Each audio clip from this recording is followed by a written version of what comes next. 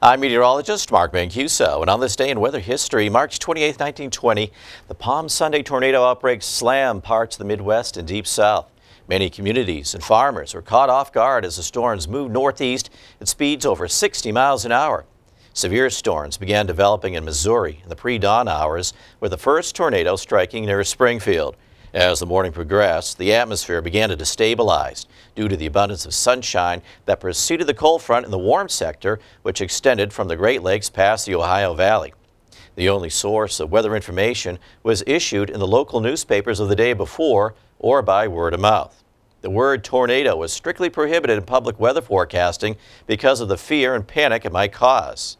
While the outbreak was underway in the Great Lakes region, activity was also picking up in the southeast ahead of the cold front, where unseasonably warm weather combined with deep moisture surged northward from the Gulf. At least 38 tornadoes were documented. However, due to the poor record keeping of the era, the probable number is much higher. Overall, the outbreak left over 400 dead and 1,200 injured. This event inspired the making of the tornado scene in the film The Wizard of Oz. I'm Mark Mancuso.